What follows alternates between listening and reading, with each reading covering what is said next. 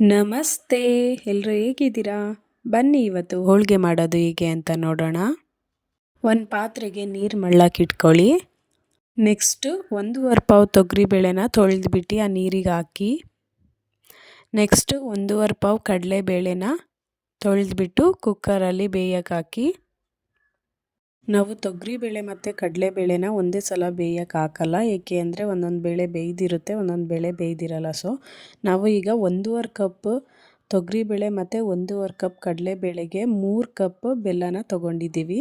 Next ಇವಾಗ ತೊಗರಿಬೇಳೆ ಬೇಯ್ದಿದೆ, ಅದನ್ನು ಸೋಸ್ಕೊಳ್ಳೋಣ. ಒಂದು ತಪ್ಪಲಿ ತಗೊಳ್ಳಿ, ಅದಕ್ಕೆ ಬೇಯ್ದಿರೋ ಅಂಥ ಕಡಲೆಬೇಳೆ, ತೊಗರಿಬೇಳೆ ಮತ್ತು ಬೆಲ್ಲನ ಹಾಕ್ಕೊಳ್ಳಿ. ಈಗ ನೀಟಾಗಿ ಮಿಕ್ಸ್ ಮಾಡ್ಕೊಳ್ಳಿ.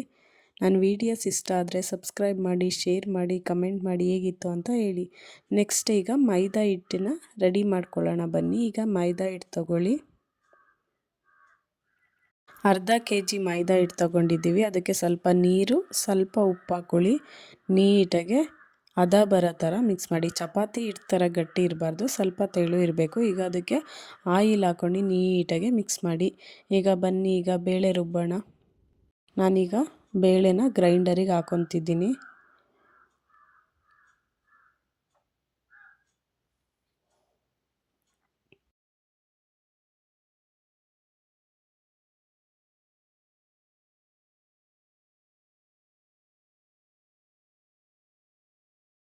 ನೋಡಿ, ಈಗ ಫುಲ್ಲು ಸಣ್ಣಗೆ ರುಬ್ಬಿದೆ. ಈಗ ನಾನು ತೆಕ್ಕೊತಿದ್ದೀನಿ ಅದನ್ನು.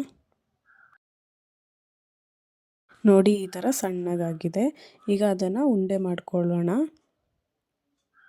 ನಾವು 3 ಕಪ್ ಬೇಳೆಗೆ 140 ಹೋಳಿಗೆ ಆಗುತ್ತೆ, 40 ಹೋಳಿಗೆ ಅಂತೂ ಆಗುತ್ತೆ, ಮೀಡಿಯಮ್ ಸೈಜಿಂದು. ನೋಡಿ, ಈಗ ನಾನು ಉಂಡೆನ ಮಾಡ್ಕೊಂಡಿದ್ದೀನಿ.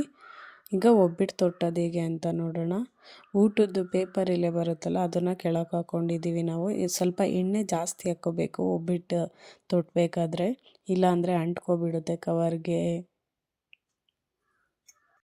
ನೆಕ್ಸ್ಟು ಮೈದಾ ಹಿಟ್ಟಿಂದ ಹೂರಣನ ಕ್ಲೀನಾಗಿ ಕವರ್ ಮಾಡ್ಕೊಳ್ಳಿ, ರೌಂಡ್ ಶೇಪಲ್ಲಿ ಬರಲಿ ಅದು. ನೆಕ್ಸ್ಟು ಆ ಪೇಪರಿಗೆ ನೀಟಾಗಿ ಆಯಿಲ್ ಹಾಕ್ಕೊಳ್ಳಿ, ಇಲ್ಲಾಂದರೆ ಅಂಟ್ಕೊಬಿಡುತ್ತೆ ಪೇಪರ್ಗೆ. ನೆಕ್ಸ್ಟು ಒಂದು ಕವರಿಗೆ ಆಯಿಲ್ ಹಚ್ಕೊಂಬಿಟ್ಟು ಅದು ಕವರ್ ಮಾಡ್ಕೊಳ್ಳಿ. ನೀಟಾಗಿ ನಿಧಾನಕ್ಕೆ ತೊಟ್ಟು, ಜೋರಾಗಿ ತಟ್ಟಿದ್ರೆ ಅಂಟ್ಕೊಬಿಡುತ್ತೆ ಮತ್ತು ನೀಟಾಗಿ ಬರೋದಿಲ್ಲ.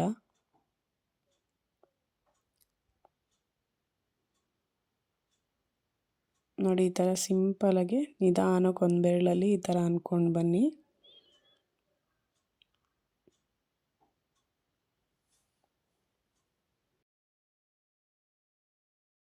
ನೋಡಿ, ಈಗ ಹಂಚು ಕಾಯ್ದಿದೆ. ಈಗ ಹಂಚಿಗೆ ಹಾಕೋಣ.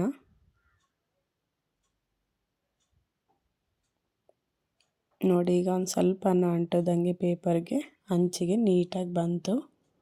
ಸೊ ಅದಕ್ಕೆ ಪೇಪರ್ಗೆ ನೀಟಾಗಿ ಆಯಿಲ್ ಹಾಕೋಬೇಕು. ನೋಡಿ, ಈಗ ಬಿಸಿ ಬಿಸಿ ಒಬ್ಬಿಟ್ಟು ರೆಡಿ ಆಗ್ತದೆ. Thank you for watching.